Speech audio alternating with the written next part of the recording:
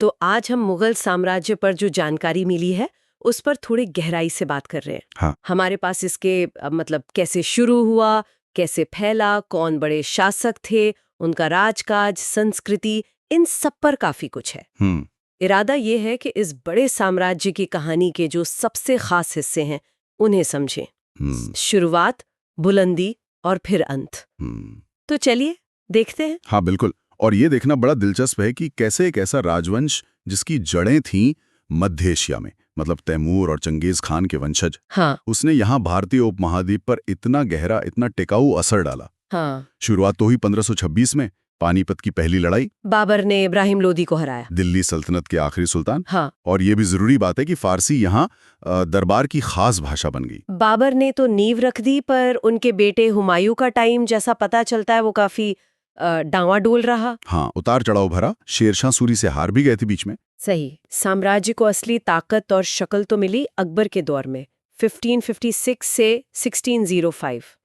गुजरात, बंगाल जैसे बड़े इलाके जीते, शायद इसीलिए उन्हें महान भी कहते हैं। हाँ, कह सकते हैं। उनकी वो धार्मिक नीति, दीन इलाही, जो एक तरह का मिला जुला विचार था। हाँ, सब धर्मों को साथ लाने की कोशिश। बिल्कुल। और वो प्रशासनिक सुधार, जैसे मनसबदारी सिस्टम, मतलब रैंक के हिसाब से अफसरों को सैनिक रखने होते थे, ये बहुत अहम थे। और फतेहपुर सीकरी भी तो बनवाया उन्होंने। हाँ, फतेहपुर सीकरी भी। तो अकबर ने असल में सिर्फ साम्राज्य का नक्शा ही नहीं बदला, बल्कि एक एडमिनिस्ट्रेटिव और कल्चरल बेस बनाया। मनसबदारी ने प्रशासन को संभाला, और उनकी जो धार्मिक सोच थी वो जमाने के हिसाब से काफी अनोखी थी। हाँ, अलग अलग लोगों को जोड़ने की कोशिश। बिल्कुल। उससे साम्राज्य को स्थिरता मिली काफी लंबे वक्त तक। अच्छा, अकबर के बाद फिर जहांगीर और उनके बाद शाहजहां, 1628 से 1658। हाँ। इस दौर को तो अक्सर मुगल आर्किटेक्चर का क्या कहते हैं, गोल्डन पीरियड मानते हैं। सुनहरा दौर। हाँ, साफ दिखता है दस्तावेजों में। ताजमहल, दिल्ली का लाल किला, जामा मस्जिद, ये सब शाहजहां के ही वक्त बने। ऐसा लगता है जैसे आर्थिक और सांस्कृतिक रूप से ये बिल्कुल पीक था साम्राज्य का। सही बात है।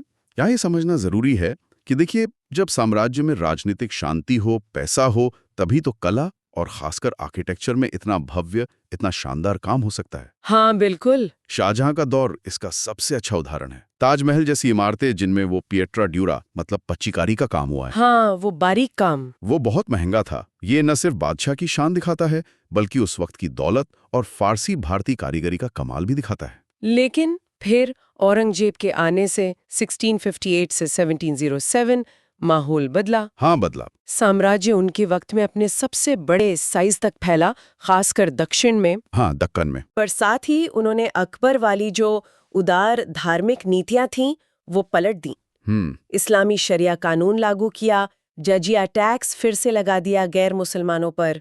और इसी टाइम में मराठा, सिख, राजपूतों के विद्रोह भी काफी बढ़ गए। तो क्या ये कह सकते हैं कि टॉप पर पहुंचते ही ढलान शुरू हो गई थी? ये एक बड़ा विरोधाभास है। मतलब ज्योग्राफिकल पीक और पतन के बीज एक साथ। औरंगजेब की नीतियां, खासकर वो धार्मिक सख्ती और दक्कन में सालों साल चले लंबे मिलिट्री कैंपेन, उन्होंने साम्राज्य का खजाना खाली कर दिया और हाँ, बहुत पैसा लगा होगा। और समाज का जो ताना बाना था उसे भी कमजोर किया। तो सवाल यही उठता है कि क्या हमेशा फैलना ही मजबूती लाता है? औरंगजेब का केस दिखाता है जरूरी नहीं है। और उनकी मौत के बाद 1707 के बाद तो जैसे सब बिखरने लगा तेजी से। हाँ, बिखराव तेज हो गया। बाद के मुगल बादशाह उतने ताकतवर नहीं रहे, अंदरूनी लड़ाइयां, विद्रोह बढ़ते गए। मराठा तो बहुत पावरफुल हो गए, सिख, जाट भी। हाँ वो भी। फिर बाहर से हमले हुए। नादिर शाह ने 1739 में दिल्ली को लूटा, बहुत बुरी तरह लूटा। कोहिनूर हीरा भी तभी गया था। हाँ, उससे न सिर्फ पैसा गया बल्कि मुगल बादशाहत की इज्जत को भी बहुत धक्का लगा। फिर अहमद शाह अब्दाली के हमले, और इसी सब माहौल में ब्रिटिश ईस्ट इंडिया कंपनी धीरे धीरे जगह बनाती गई। हाँ, प्लासी की लड़ाई 1757, उसके बाद तो वो सबसे बड़ी ताकत बन गए। बिल्कुल। और आखिरकार 1857 का विद्रोह, उसके बाद आखिरी बादशाह बहादुर शाह जफर को रंगून भेज दिया और साम्राज्य खत्म। हाँ, ये पूरी कहानी यही दिखाती है कि कैसे अंदर की कमजोरियां, जैसे कमजोर उत्तराधिकारी, ढीला पड़ता एडमिनिस्ट्रेशन, इलाकाई विरोध का बढ़ना और बाहर का दबाव जैसे विदेशी हमले और यूरोपियन ताकतों का आना, ये सब मिलकर एक समय के सबसे शक्तिशाली साम्राज्य को भी खत्म कर सकते हैं। तो इन सब जानकारियों से हम क्या समझें?